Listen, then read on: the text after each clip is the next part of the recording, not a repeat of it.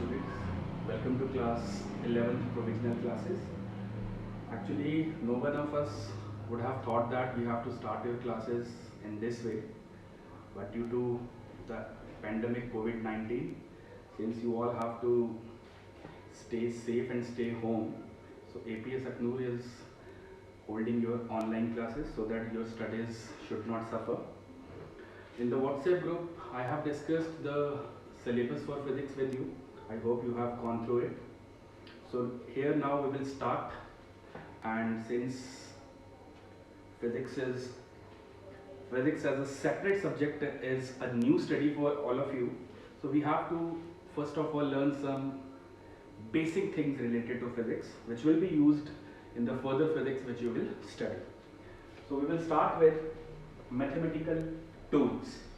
In mathematical tools, the first thing which we have to study is a quantity.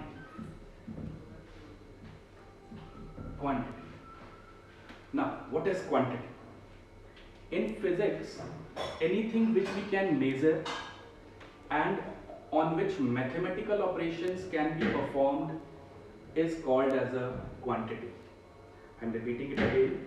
Physics में ऐसा कुछ भी जिसे हम मेजर कर सकते हैं और जिस पर हम मैथमेटिकल ऑपरेशंस को परफॉर्म कर सकते हैं, mathematical operation means your multiplication, addition, subtraction, everything, so उसे हम क्या कहते हैं? क्वांटिटी कहते हैं. अब let me explain first, then I will write. Quantities को भी दो कैटेगरीज में क्लासिफाई किया गया है. One is your constant quantity and second is variable quantity. You can pause the video, rewind it, and then make your own notes. You can write the definitions which I am going to speak here. You can rewind the video and do that. I have started with quantity. Anything which we can measure and on which mathematical operations can be performed is known as a quantity in physics. It is classified into two forms. One is a constant quantity and second is a variable quantity. Now, what is a constant quantity? The name itself suggests एक ऐसी quantity जिसकी value fixed रहती है, change नहीं करती. Value remains fixed. Constant quantity क्या है? एक ऐसी क्वांटिटी जिसकी वैल्यू हमेशा फिक्स्ड रहती है, चेंज नहीं करती है, उसे हम कांस्टेंट क्वांटिटी कहते हैं. And generally they are represented by symbols a, b, c, etcetera. Example, for example, mass of an object. Mass, you all know that mass always remains constant. Whether you are on earth, whether you are on moon, your mass will always remain constant. So mass will be considered as a fixed quantity. Now, they are generally, what I told you is that they are generally represented by A, B and C. So there is no hard and fast rule कि इन्हें हमेशा A, B, C से ही represent किया जाएगा. लेकिन जो convention हम use करते हैं, most of the books generally use A, B, C as constants. You might have studied your quadratic equations in class 11. वहाँ the form was ax square plus bx plus c. So there A, B and C were what? Constants. So constants are generally represented by A, B and C. कोई hard and fast rule नहीं है, लेकिन ये convention use की गई है जो हम follow करते हैं. Then second classification of quantity is a variable quantity. नाम ही suggest कर रहा है एक ऐसी quantity जिसकी value keeps on changing. Here value keeps on changing. यहाँ पर जो वैल्यू है ये हमेशा चेंज होती रहती है. अब वेरिएबल क्वांटिटीज को भी फर्दर क्लासिफाई किया जाता है दो प्रकार से. वेरिएबल क्वांटिटी, एक डिपेंडेंट वेरिएबल और एक independent variable. So your variable quantity whose value keeps on changing is further classified as dependent variable quantity and independent variable quantity. अब ये क्या है, नाम सजेस्ट कर रहा है डिपेंडेंट वेरिएबल क्वांटिटी वो होगी जो अपनी वैल्यू के लिए किसी और पे डिपेंडेंट हो, और इंडिपेंडेंट वेरिएबल क्वांटिटी वो होगी जो अपनी वैल्यू के लिए किसी और पे डिपेंडेंट ना। कैसे? हम late me explain you with the help of an example. एक एग्जांपल लेता हूं मैं। Example is y is equal to x plus 1. For example, if I take an example that your y is equal to x plus 1. Now, here y for its every value will be dependent on what? x. अगर तुम्हें y की value चाहिए तो क्या y की value तुम्हें बिना x की वैल्यू पे मिल सकती है? नहीं। इसका मतलब ये है कि y for its every value will be dependent on x, क्योंकि अगर तुम x को 1 पुट करते हो तो y क्या आएगा? 1 plus 1 2। अगर तुम x को 2 पुट करते हो तो y क्या आएगा? 2 plus 1 3 and so on। मतलब इस एग्जाम्पल से हमें ये क्लियर हो रहा है कि y for its every value is dependent on what? x। y अपनी हर एक वैल्यू के लिए x पे डिपेंड कर रहा है। इसका मतलब y कौन सा वेरिएबल हुआ? y हुआ dependent variable. y is your dependent variable and x can assume any value whatever we like। हम x की वैल्यू को कुछ भी सब्स्टिट्यूट कर सकते हैं। जैसे मैंने यहाँ सब्स्टिट्यूट किया 1 2, you can substitute it 100 200 1000 10,000। so x can assume any value whatever you like। x की वैल्यू को कुछ भी पुट किया जा सकता है। so x is an independent variable। ठीक है, y अपनी हर एक वैल्यू के लिए x पे डिपेंडेंट है, इसीलिए y डिपेंडेंट वेरिएबल है। x की वैल्यू हम अपनी मर्जी से कुछ भी पुट कर सकते हैं। so x एक इंडिपेंडेंट वेरिएबल है। Let me again repeat this. Quantity, anything which we can measure and on which mathematical operations can be performed is known as quantity. It is further classified as constant quantity. Constant quantity वो है जिसकी value हमेशा fixed रहती है। For example, mass of an object A, B, C द्वारा generally constants को denote किया जाता है।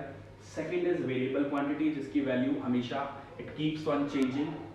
एंड अनदर थिंग, ये जो वेरिएबल क्वांटिटीज हैं they are generally denoted by the letters x, y and z। ये डिनोट की जाती हैं by x, y and z। Again there is no hard and fast rule, लेकिन जिसने ये पहले करना शुरू किया उन्होंने ये कन्वेंशंस यूज की, तो most of the books are following this.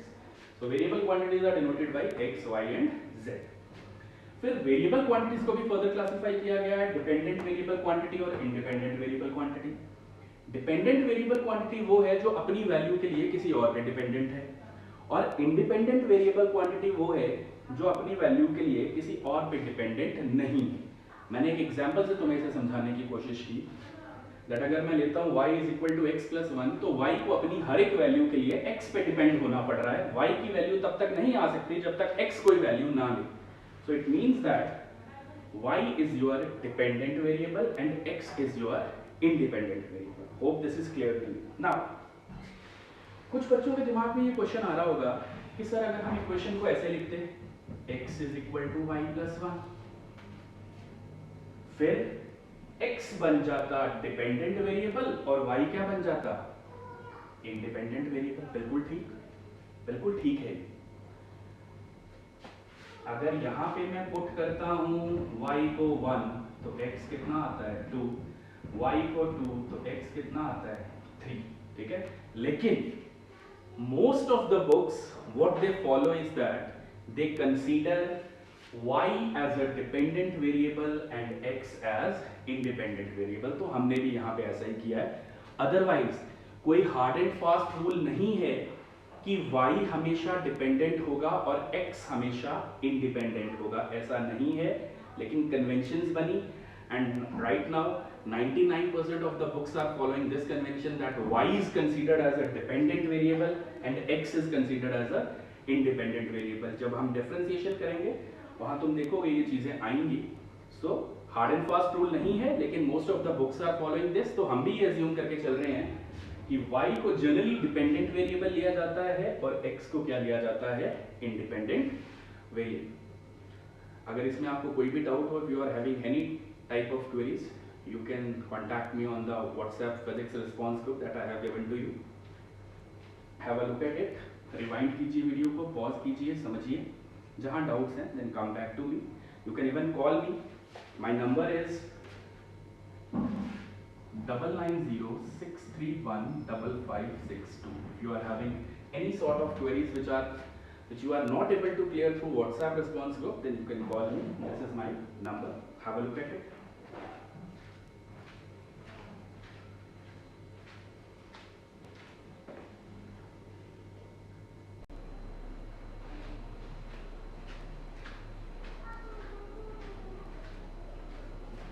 Hope the term quantity is clear to you.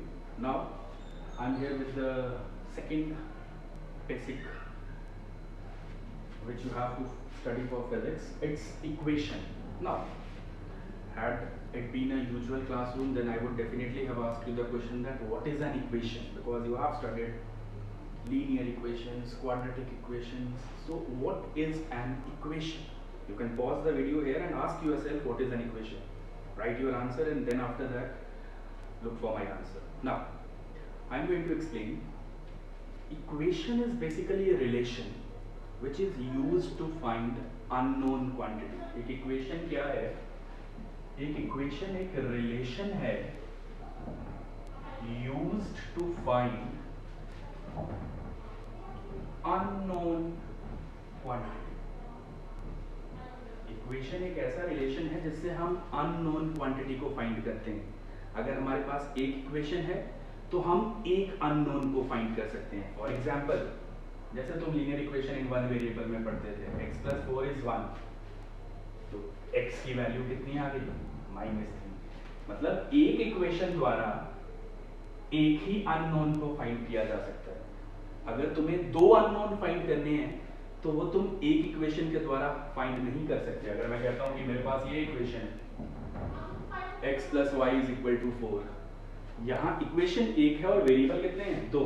तो क्या तुम x और y दोनों की वैल्यूज फाइंड कर सकते हो? नहीं. It means that from one equation we can find one variable, and in order to find two unknowns, let me repeat again, with one equation you can find one unknown, that was x. For finding two unknowns like x and y, you need to have what? Two equations. ऐसे होना चाहिए था मेरे पास, something like this. अगर मुझे एक unknown find करना है तो एक equation से काम चल जाएगा, लेकिन अगर मुझे दो unknown find करने हैं तो उसके लिए मुझे equations भी कितनी चाहिए? दो. So equation क्या है? It is a relation used to find unknown quantity. एक अननोन को फाइंड करना है तो एक इक्वेशन, दो अननोन्स को फाइंड करना है तो दो इक्वेशंस, एंड सो ऑन, 3, 4, 6 जैसे.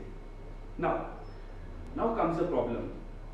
सपोज हमारे पास एक इक्वेशन है और एक ही अननोन है, लेकिन उस अननोन के दो आंसर्स हैं, दो वैल्यूज हैं. नाउ द प्रॉब्लम इज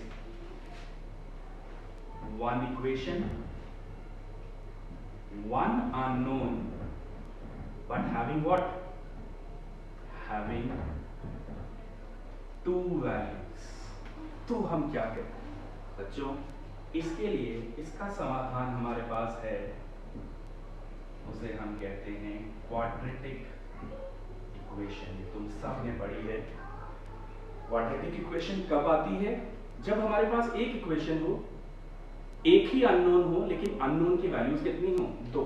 और quadratic equation you all know that is written in the form ax² + bx + c = 0, जहां पर a b c सभी क्या होते हैं? Constants.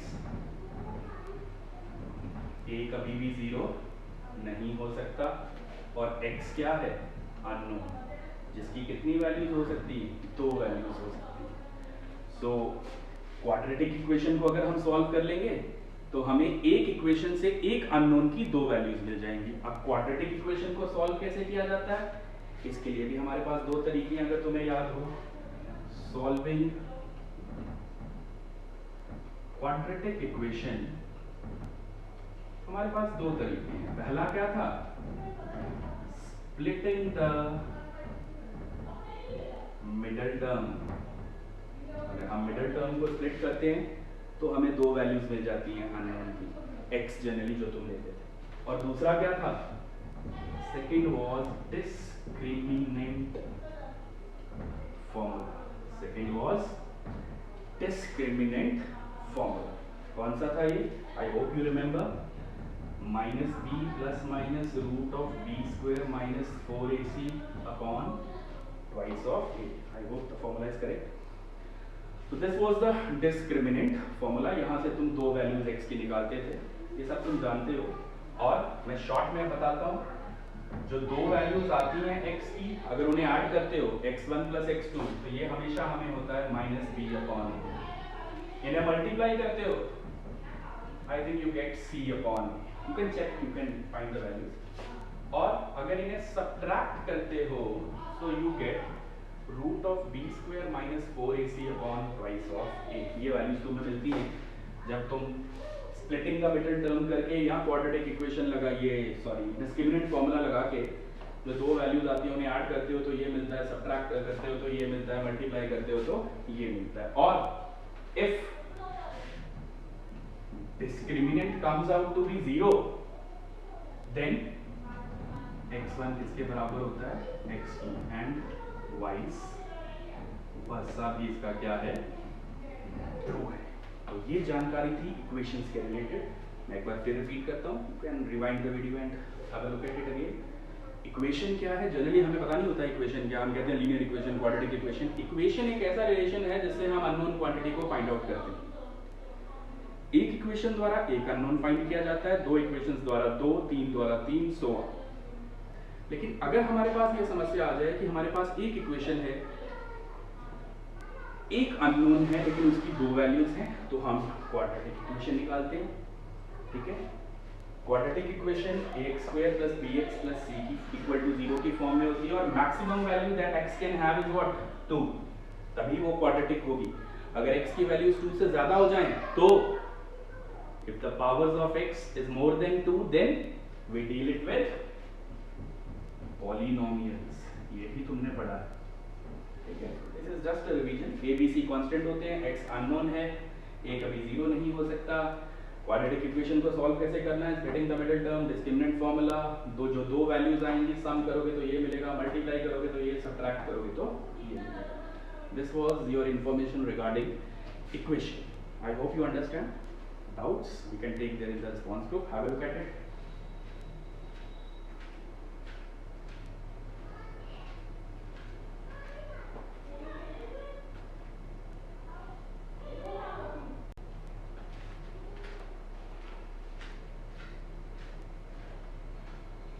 Now here is a question for your practice. 2x square minus x minus 3 equal to 0 is an equation. You have to find x1 plus x2, x1 x2 and x1 minus x2. You have to find the values of these roots. This is question for you. Solve it.